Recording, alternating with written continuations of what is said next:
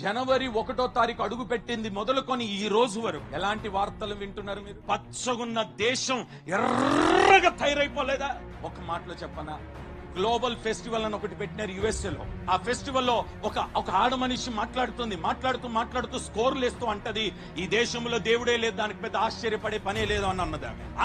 కొన్ని గంటలు కాలేదండి, దేవుని కోపం దిగొచ్చేసింది ఆ దేశం మీదకి. దేవుడు లేడు అన్న విన్న చెవులు వారు చూస్తుండగానే నేను ఉన్నానని నిరూపించుకున్నవాడు దిగి వచ్చినాడు అక్కడికి.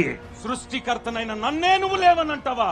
నేను ఉన్నానని నిరూపించుకుంటే ప్రపంచంలో ఒక సింహాసన స్థానములో ఉన్న దేశం, ప్రతి ఎక్విప్మెంట్స్, ప్రతి టెక్నాలజీ ఉన్న దేశమే దేశం యొక్క నిప్పులను నేటి వరకు ఆపలేకపోయింది.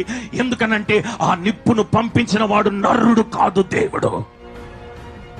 నేనంటాను, ఏ టెక్నాలజీ నా దేవుని ముందు పనికిరాదు, నీ జ్ఞానము నా దేవుని ముందు పనికిరాదు. అంత్య దినాల్లో ఉన్న ప్రభు రాకడ సమీపముగా ఉంది. నీ కొరకు, నీ ఇంటి కొరకు, నీ పిల్లల కొరకు ప్రార్థన చేసుకునే సమయం అయిపోయింది. ఆపై 2025వ సంవత్సరం నశించిపోతున్న దేశాల కొరకు మోకరించు, భారతదేశం కొరకు మోకరించు, రాష్ట్రాల కొరకు మోకరించు. ఒక్కొక్క కుటుంబంలో ఒక్కొక్క బిడ్డ యాజకత్వం చేయాలా? జాగ్రత్త. ఒక దైవజనుడిగా నా 2 చేతులు జోడించి మీకు దండం పెడుతున్నాను. ప్రభు రాకడ సమీపంగా ఉంది. అంత్య దినాల్లో ఉన్నాం. ప్రభు నీ కుటుంబం మీద ప్రవచిస్తున్నాడు. నీ ఇంటి కొరకు, నీ పిల్లల కొరకు ప్రాకులాడొద్దు. దేశం నశించిపోతుంది, రాష్ట్రాలు భ్రష్టు పట్టిపోతున్నాయి, దేశం మీదకి దేశం, నాయకుల మీదకి నాయకులు, భయంకరమైన రోగాలు విలయతాండం ఆడుతుంది. కానీ నా దేవుడు ఎవరో తెలుసా? ప్రపంచమంతా తగలపడుతున్నా ఆయనను నమ్మిన బిడ్డలకు ఏ అపాయము రానివ్వడైనా.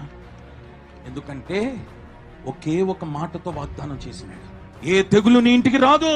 దేవుడు లేడు అన్నవారికి తెగులు వస్తుంటే దేవుడు ఉన్నాడని ఆరాధన చేస్తున్న నీ మీదికి తెగులు ఎలా వస్తుందండి?